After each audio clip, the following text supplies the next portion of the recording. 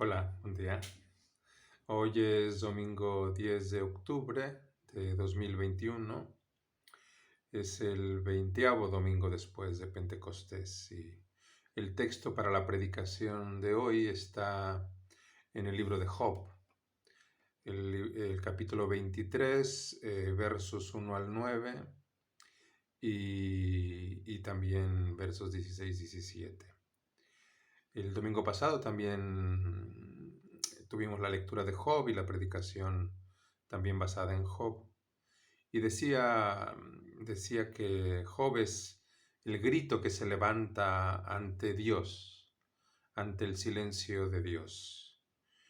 Y Job es ese grito, es un grito que se levanta desde el sufrimiento, desde el dolor del inocente, de quien padece injustamente. Porque se trata de un sufrimiento que siempre está bajo la amenaza de quedar sepultado, bajo el silencio, de quedarse callado ante o de ser silenciado por las voces que juzgan a quienes sufren. Esas voces que le dicen al que sufre, bueno, te lo mereces, algo debes haber hecho para merecértelo, no te puedes quejar, por lo tanto, ¿no? Y sobre todo, esas voces son el juicio que quiere impedir la rebelión, la rebeldía, que no acepta que se levanten las voces o los gritos de quien se queja. Entonces, Job viene a nosotros como la palabra del Evangelio que nos habla desde ese dolor y que nos viene como una palabra indignada. Job no le pierde el respeto a Dios, pero Job se atreve a hablarle a Dios, y su atrevimiento será reconocido por Dios mismo como una palabra verdadera, como lo dirá Job 42:8, donde Dios dirá que Job es el único que ha hablado palabras verdaderas. Es gracias al grito de Job que vemos como la palabra de Dios se nos ofrece como una palabra encarnada en lo más humano que tenemos, en lo más humano que hay, que es la voz del inocente que se levanta contra la injusticia que ha sufrido. El capítulo 23 nos presenta una respuesta de Job, donde él pide poderse presentar delante de Dios, como en un juicio, en el tribunal de Dios. Pero no se trata de un juicio donde Job viene como el culpable. Bueno, en el capítulo anterior, el capítulo 22, precisamente Elifaz, uno de los amigos de Job, le ha dicho a Job que se presente ante el juicio de Dios como el culpable que es y que debe arrepentirse. Digamos que es un juicio de arrepentimiento el que le plantea Elifaz. En el capítulo 22, versos 4 al 5, versos 21 al 23. Pero aquí lo que encontramos en el siguiente capítulo, nuestro capítulo 23, es otra cosa. Job quiere venir ante Dios porque quiere hacerse escuchar y quiere defender su inocencia. Los versos 3 y 4 leemos que dice Job: ojalá supiera cómo encontrarlo, habla de Dios, cómo llegar a su tribunal. Presentaría ante él mi causa, con la boca llena de argumentos.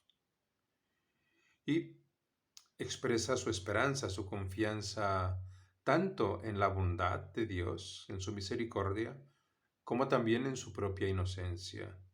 En los versos 6 al 7 leemos que Job dice: ¿Pleitearía él conmigo, haciendo alarde de su fuerza? No, más bien tendría que escucharme.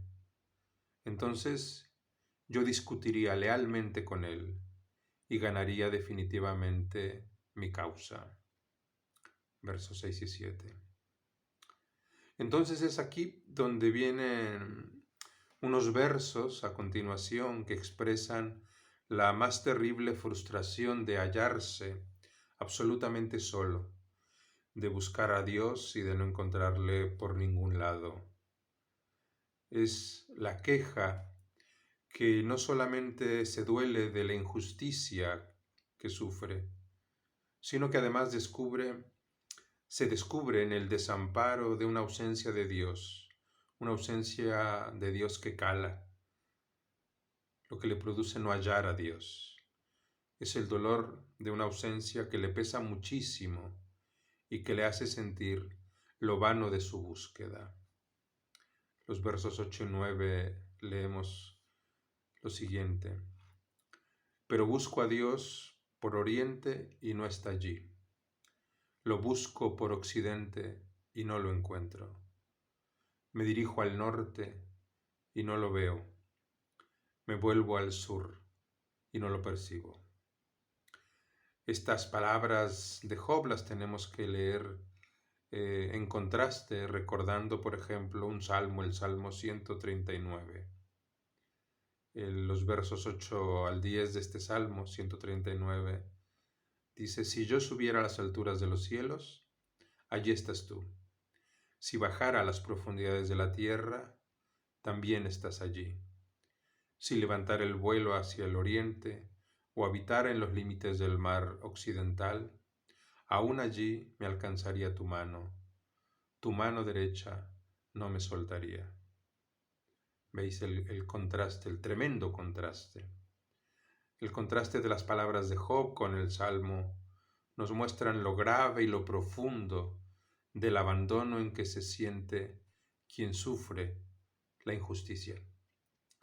Es aquí donde no valen las palabras que quieren justificar el dolor como un castigo merecido, y tampoco valen las palabras que quieren consolar con promesas que suenan huecas cuando se está en medio del sufrimiento injusto. Es por eso que las palabras de Job se mantienen como la queja, como la voz que grita y que clama a Dios cuando no le encuentra, cuando lo que padece es el silencio de Dios. Y es tan fuerte la experiencia de la noche oscura que Job exclama lo siguiente en los versos 16 y 17: ha debilitado Dios mi corazón, aterrorizado me tiene el poderoso. Quisiera desvanecerme en las tinieblas, ojalá cubriese la oscuridad mi rostro. Este es el final de todo. El final de todo es la sola desesperación, la oscuridad, el silencio de Dios.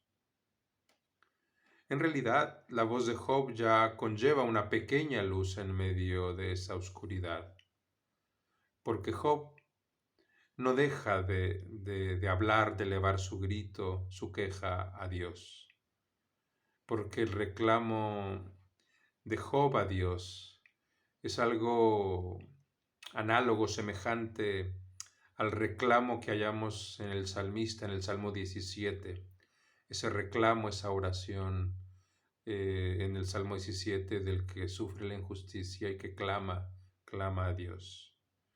Es una expresión de la confianza de Job, de su esperanza, como lo dice en un momento dado, allí en el capítulo 23, verso 10, leemos de Job: Él conoce cada uno de mis pasos, puesto a prueba, saldré puro como el oro. Entonces, Job nos quiere decir que su reclamo hacia Dios nace de una confianza fundamental, que es que Dios conoce cada uno de sus pasos, que Dios los conoce porque ha estado allí con Él en sus pasos, en su cansancio, en sus pasos que han tropezado, en sus caídas. Dios está allí, en sus heridas, en las sombras que han caído sobre su vida. Dios es la noche que le aterra, pero es también la noche que le hace reconocer que Dios es quien viene a su vida como promesa de fidelidad. Como hemos dicho antes, Job es para nosotros la palabra de Dios que nos hace capaces de escuchar el clamor del inocente, de quien sufre la injusticia. Es la encarnación de Dios en la voz que se levanta para mostrar su dolor injusto. Y esa oscuridad que atraviesa Job nos remite a la noche del Getsemaní, nos remite al silencio de Dios allí en esa montaña donde Jesús rezaba la noche antes de ser entregado. Y en esa oscuridad, en esa noche fría y llena de soledad y silencio, nosotros reconocemos a Dios como el que conoce cada uno de nuestros pasos, porque se ha encarnado en Jesucristo. Reconocemos que Dios se ha encarnado en nuestra condición para redimirnos, para darnos esperanza. Porque si la noche envuelve a Dios también, es porque así nos lleva de las tinieblas a la luz, a su luz admirable, y lo hace siempre por medio de su Hijo Jesucristo. Podríamos terminar esta predicación con una canción que expresa esa esperanza de un modo muy bello. Es una canción que se titula Dios te acompañe hasta volverte a ver, escrita por un autor sueco, traducida, el autor es Per Harling, y traducida al castellano por Gerardo Oberman de Argentina. Y la interpretan de Argentina Jogerlina Oberbeck y también Horacio Vivares. Y leo unos versos, los versos de esta canción. Dios te acompañe hasta volverte a ver. Dios en lo oscuro y en la luz. Dios en la paz, Dios en las tinieblas. Dios en el llanto y en la risa. Dios en el día, Dios en la noche. Dios te acompañe hasta volverte a ver. Dios en la mente y en la voz. Dios en el cielo, Dios en la tierra. Dios te acompañe hasta volverte a ver. Amén.